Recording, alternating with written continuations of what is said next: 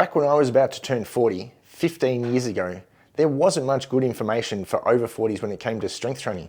In fact, my parents got told by their doctors as they turned 40 that the best thing was to sit down and relax because they were so scared back then that a 40-year-old was going to have a heart attack if they put any physical pressure on themselves.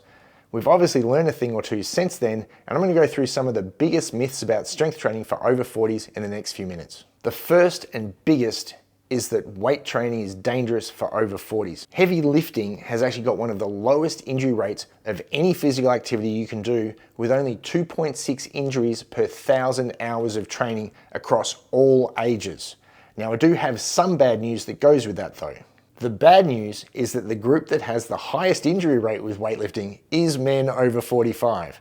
So there does need to be some caution, but if you use good technique with proper exercise equipment, not the stuff you buy bargain basement from the cheapest sports store you can find, you're going to be just fine when it comes to injury resistance. The second part of this is that people think that lifting heavy is dangerous for joints, but the opposite is true. The truth is that we know that heavy lifting is actually joint protective, not joint injuring.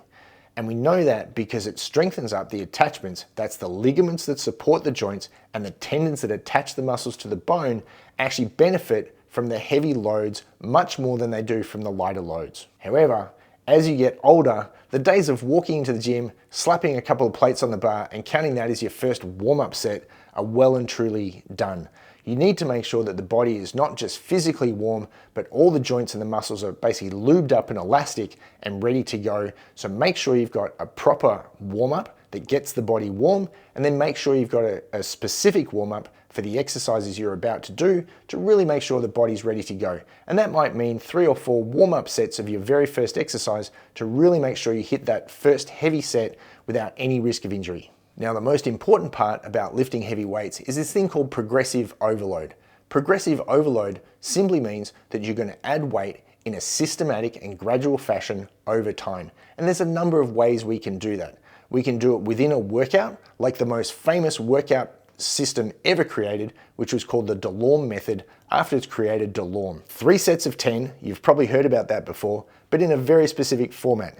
He did 1 set of 10 at 50% of his best for 10 reps, 1 set of 10 at 75% of his best, and then a final all-out set of 10 for the third and final set of that exercise. And you see, even within that exercise, there is a consistent progressive way that the weights have been increased during the workout. That's the easiest way to make sure that you've got an adequate warm-up within your workout while still hitting a heavy load for that exercise. If you hit 12 reps in that final set, as in you've done 20% more reps than you needed to, simply add 5 to 10 pounds the next time you do the exercise for all 3 sets and work your way back up to 3 sets of 10.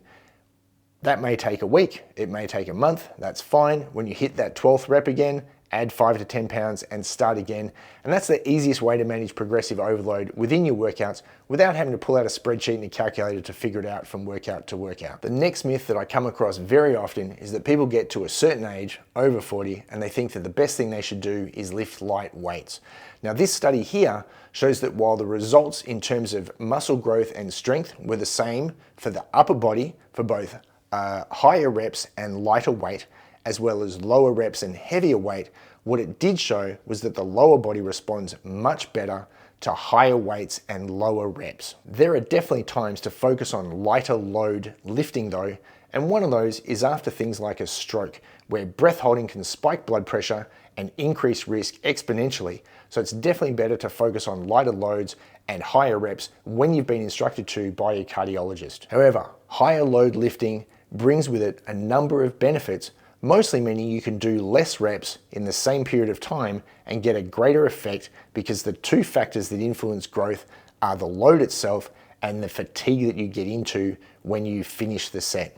Now, if you look at MRIs on athletes, what you can actually see is that the more active you are as you age, the better your muscle composition ends up being, as this MRI here shows. The next myth that just needs to die is that strength training leads to injuries. The reality is there are no such thing as bad exercises. There's only bad ways to perform an exercise, or exercises that just plain don't suit your body anymore. The key culprits, poor technique, lack of flexibility, and shoddy equipment will all possibly cause injury. For men, we have to add a fourth one, and that's ego. Trying to lift like you were when you were 20 years old is probably a bad idea once you're into your 40s or 50s. Those days are done for you. As we've seen in research from people like Dr. Stu McGill, Dr. Andrew Locke, strength training might be the elixir of youth for backs and spine rehab to allow people to continue having a much active life in later age. For example, my mother at about 70 decided she wanted to become a power lifter. Now my mother's not very big. We entered one event, she broke a world record in her first event. Second event, due to a combination of pre-existing conditions she had and actually my lack of experience as a coach, she had a double hamstring tear in her first lift at the World Championships. It took a long time to rehab this, about 2 years. That's what happens when you have a big injury in your 70s. Without the strength training, she was in constant pain. But with the aid of some clever rehab by my friend Andrew Locke and with really smart strength training provided by me, managed to get her to the point where she won another world championship and set 3 more world records in the deadlift. She's recently had some more health problems. She's now in her 80s. She's not actually been allowed lift weights right now. And as soon as she stopped lifting weights because of this other health problem, the pain from sciatica has come back immediately. We're trying to figure out ways for her to stay healthy and strong without the resistance training because she's not allowed lift weights right now. But the difference between being allowed lift weights and being told to stop lifting weights because of this other health problem, it was almost overnight that the back pain and sciatica came back immediately. There's often a lot said that as you get older, it's just not possible to build muscle, but as this study shows, even in your 60s, you can expect to build both muscle size and muscle power.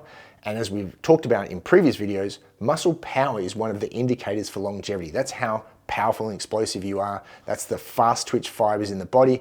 And we can show in this study that even in your 60s, you're able to keep building power. And it's not just for the men. This study here shows that women in their 70s were able to build muscle size and power following a high velocity training program. So that's a power specific training program, even into their 70s. And finally, this paper here shows how both males and females 60 and over reduced their pain from osteoarthritis as they got stronger through a variety of strength training protocols. And the final myth is that people think they need to work out more. Now, more than one, certainly, but there comes a point where if you're trying to do strength training 6 days a week, you're actually not going to progress. You need to allow the body time to rest so it's got time to improve after each workout. Research shows that it doesn't matter how you split up the total volume for the week. And if you remember in previous videos, I've said for muscle growth, you need something like 100 to 150 reps per week. And it doesn't matter whether you do all of those in one workout, as in I do all my chest exercises in one workout, or I spread it out over 3 sessions for the week. So it's as simple as me doing either a chest day where I do 2 exercises for sets of 3 and a third exercise for a set of 4, all for sets of 10. That's 10 sets. It'll get me 100 reps if I do 10 sets of 10. So I hit that threshold for 100 to 150 reps, or I could do a chest exercise each time I train over the 3 days of the week. That means if you break the main muscle actions down between chest, back, legs, shoulders, and arms, I've got 5 possible exercises to do each time I train. And to be honest, because the shoulders and the arms are so heavily involved in everything else you do for the upper body, you can probably half the amount of work you do. So I could do 4 sets for chest, 4 sets for back, 4 sets for legs, and then 2 sets each for shoulders and arms. And I've hit everything I need to do to hit my total volume requirement for the week. That gives me plenty of rest time to enjoy the rest of my life, recover from my workouts, and actually make sure I'm going to improve. So as you can see, there's a lot of misinformation out there still regarding training for over 40s. If you follow these rules, lift heavy, make sure you get enough rest, make sure you warm up, and make sure you're not lifting with ego, you're going to be just fine.